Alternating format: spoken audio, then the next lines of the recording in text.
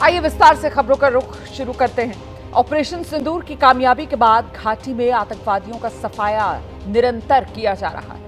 आतंक पर करारा प्रहार लगातार जारी है और ऐसे में जम्मू कश्मीर से इस वक्त की बड़ी खबर। जम्मू कश्मीर के त्राल में एक आतंकवादी को ढेर करने में सुरक्षा बलों को बड़ी कामयाबी मिली है। जो जानकारी है उसके मुताबिक इस इलाके में 3 आतंकवादी छिपे हो सकते हैं।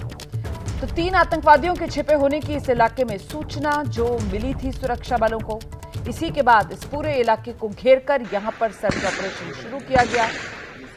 और ये जो आप तस्वीर देख रहे हैं, दरअसल ये पहले का वीडियो है, सिर्फ एक रेफरेंस के लिए ये तस्वीर मैं आपको दिखा रही हूं। सुरक्षा बलों ने आसिफ, आमिर और यावर, ये नाम है इन 3 आतंकवादियों के, जिन्हें फिलहाल त्राल इलाके में घेरा हुआ है। इनमें से एक आतंकवादी को ढेर भी कर दिया गया है।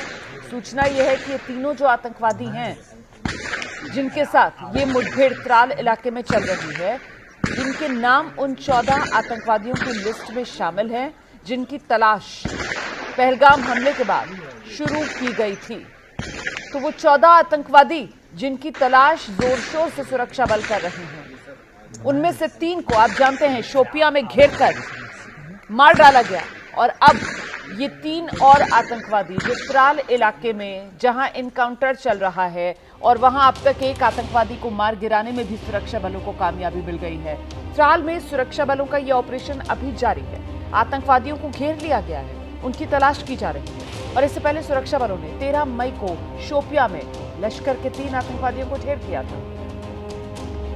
तो लश्कर का एक कमांडर भी इन आतंकवादियों में शामिल था। ये तीनों भी स्थानीय आतंकवादी जिन्हें ढेर करने में कामयाबी मिली थी सुरक्षा बलों को। शोपिया के आतंकवादियों के पास से बड़ी संख्या में हथियार भी बरामद हुए थे, वो भी आप तस्वीरों में देख रहे हैं, जिसमें AK-47 से लेकर बुलेट से लेकर ये कारतूस जो आपको नजर आ रहे हैं, और साथ ही ग्रेनेड्स इनके पास से बरामद हुए थे।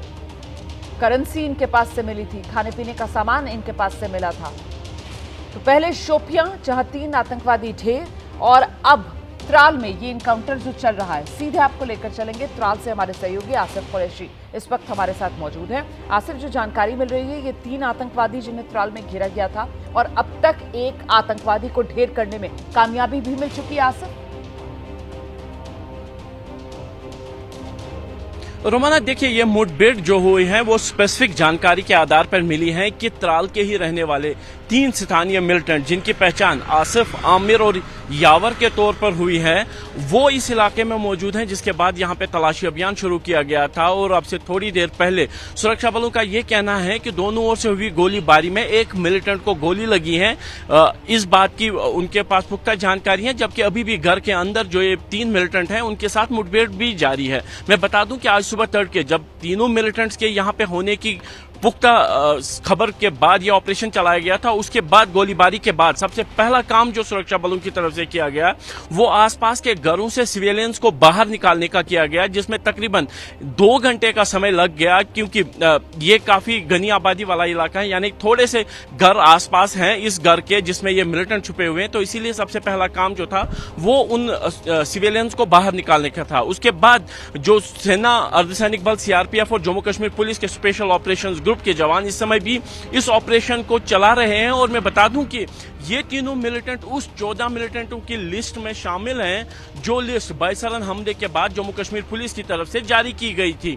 यानी उस 14 की लिस्ट में परसों जो है केलर शोपियां में 3 मिलिटेंटों को मार गिराया गया था, और भी उसी लिस्ट में से 3 और मिलिटेंट इस कॉर्डन में फंसे हैं जिनके खिलाफ ये मुठभेड़ जारी है। जी आसिफ, जैसा कि आप पहले बता रहे थे कि साहब जनवरी में इस बार आतंकवादियों ने अपनी रणनीति बदली थी और ये कहा गया था कि चाहे लश्कर हो, चाहे जैश हो, चाहे हिजबुल हो, ये अलग अलग जो ग्रुप्स हैं आतंकवादियों के जो ऑपरेट कर रहे हैं, इन्हें एक साथ आना चाहिए और इन्हें एक साथ मिलकर यहाँ पर काम करना चाहिए। तो ऐसे में ये 14 आतंकवादियों की जो लिस्ट बनी थी, जिसमें से 3 को तो शोपिया में ढेर कर दिया गया था 13 तारीख को, अब आज ही अन्य 3 हैं जो यहाँ त्राल इलाके में छिपे हुए हैं, जिनके साथ अभी इनकाउंटर चल रहा है। तो कुछ जानकारी मिल रही है, 3 नाम जो सामने आ रहे हैं आज, आसिफ, आमिर, यावर, ये किस आतंकवादी संगठन से हैं और स्थानीय ही हैं ये तीनों?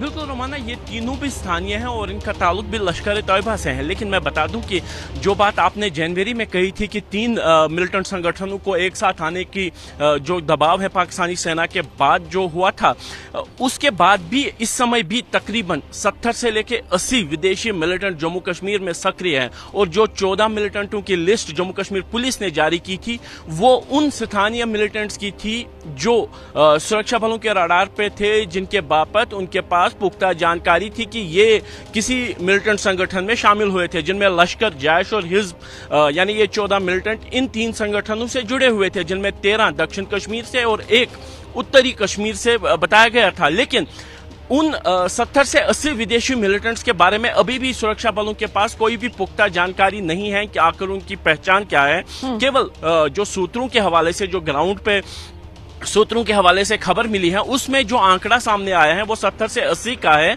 और उसी को लेकर जो सुरक्षा बलों का अभियान है वो भी जारी है। लेकिन मैं बता दूं कि इन दोनों मुठभेड़ में कोई भी विदेशी मिलिटेंट नहीं है और यानी कि अभी जो ऑपरेशन है वो उन स्थानीय मिलिटेंट्स के खिलाफ है जो विभिन्न संगठनों में शामिल है। और विदेशी मिलिटेंट अभी भी पहाड़ी इलाकों में छुपे हुए हो सकते हैं, कहीं भी हुए हो सकते हैं। और बायसरन हमला जो हुआ था उसमें पुख्ता तौर पर सुरक्षा एजेंसियों की तरफ यही कहा गया था कि 4 विदेशी मिलिटेंट भी शामिल थे जिन्होंने इस हमले को अंजाम दिया और जिनके बाबत अभी भी कोई भी जानकारी नहीं है। लगातार जो पूरे जम्मू कश्मीर में है ऑपरेशन इनके खिलाफ चलाए जा रहे हैं, खासतौर पर पहाड़ी इलाकों में, जिनमें भारत और पाकिस्तान के बीच जो युद्ध होने वाला था, जो सरहदों पर युद्ध की स्थिति बनी थी, उसके कारण थोड़ी सी अड़चन आई थी। लेकिन जैसे ही सीज फायर हो गया, ये एंटी मिलिटेंसी ऑपरेशन एक बार फिर से शुरू कर दिए हैं और इसी सक्रियता का ये नतीजा है कि 3 दिन में दक्षिण कश्मीर में ये दूसरी मुठभेड़ है जो हो रही है। मैं लौट रही हूँ आपके पास। आसिफ, आप रहिए मेरे साथ। ये त्राल इलाके में इस वक्त मुठभेड़ चल रही है और वो जो 14 आतंकवादियों के नाम की लिस्ट जारी की गई थी सुरक्षा बलों की तरफ से, जिनमें से 3 को तो 13 मई को शोपियां में मार गिराया गया था, उसी लिस्ट में शामिल ये 3 और आतंकवादी जिनके साथ इस वक्त त्राल में ये इनकाउंटर चल रहा है। ऐसे में रियासी से भी खबर आ रही है, यहां पर भी सेना ने एक्शन लिया है। सुरक्षा बलों का रियासी इलाके में भी सर्च ऑपरेशन जारी है। संदिग्धों की सूचना यहां रियासी में भी मिली है और इसके बाद रियासी इलाके में भी सुरक्षा बलों ने सर्च ऑपरेशन शुरू कर दिया है। आपको एक बार फिर से लेकर चलेंगे, हमारे सहयोगी आसिफ कुरैशी लगातार हमारे साथ बने हुए हैं। आसिफ, जिस तरीके से आपने बताया कि साहब त्राल को लेकर स्पेसिफिक इनपुट मिला था और त्राल में अभी जहां इनकाउंटर चल रहा है, एक तो वो इलाका किस तरीके का है, रिहायशी इलाका है, मतलब किसी घर में छिपे हुए ये आतंकवादी, जो अभी तक आपकी बात से मैं समझ पाई हूं, और दूसरा इसी तरीके का स्पेसिफिक इनपुट क्या रियासी के लिए भी मिला है जहां पर सेना की तरफ से ये सर्च ऑपरेशन शुरू किया गया है? आसिफ, रोमाना देखिए, जहां तक रियासी की बात है तो ये पीर पंजाल की पहाड़ियों के आर पार वाला इलाका है। अगर पहाड़ियों के इस साइड देखे, दक्षिण की तरफ देखे तो कश्मीर घाटी है और उसके उत्तर की तरफ देखे तो वहां पे जो है जम्मू का डोडा भद्रवाह किश्तवाड़ हो या रियासी हो, वो इलाका है। हम जिस जगह पे खड़े हैं, मैं कैमरामैन से थोड़ा सा पैन करने के लिए कहूंगा कि ये पहाड़ियों से घिरा हुआ इलाका है और इन्हीं पहाड़ियों के दामन में जो है ये वो जगह है जहां पे ये मुठभेड़ हो रही है। और ये पूरा का पूरा इलाका अगर मैं दिखा दूं तो दूर दूर ऐसे छोटे छोटे घर हैं, सेब के बगीचे हैं, सड़क के बीच में है और पहाड़ियों से घिरा हुआ ये जो पूरा इलाका है, यहाँ पे ही ये जो मिलिटेंट हैं वो इस समय इस मुठभेड़ में है। मैं बता दूं कि इन्हीं पहाड़ियों के पीछे अगर जाए तो ये त्राल का जो शिकारगाह का इलाका है वो आगे जाके पहलगाम से भी मिलता है। यानी ये पूरा इलाका जो है एक दूसरे के साथ मिला हुआ है पहाड़ी इलाकों से। और लग ही रहा है कि ये जो मिलिटेंट थे ये पहाड़ों से नीचे आकर किसी बस्ती में रुके थे जहां पे सुरक्षा बलों को जानकारी मिली और घरों के बीच में इस समय ये मुठभेड़ जो चल रही है, वहां पे घरों का जुर्मुट है, गांव है जिसमें ये मिलिटेंट छुपे हुए थे जिनको घेरे में लेकर सुरक्षा बलों का अभियान चलाया जा रहा है। मैं बता दूं कि जो बदली हुई रणनीति है उसमें ज्यादातर मिलिटेंट जो है पहाड़ी इलाकों में ही रह रहे हैं, घने जंगलों में रह रहे हैं और बस्तियों में आने से वो गुरेज कर रहे हैं। केवल ऐसी सूरत में वो बस्तियों में आते सकते हैं, चाहे उनको खाने पीने का सामान लेना हो या फिर किसी हमले को अंजाम देना हो। इस बाबत इसीलिए जो सुरक्षा यहाँ पे है वो काफी कड़ी होती है।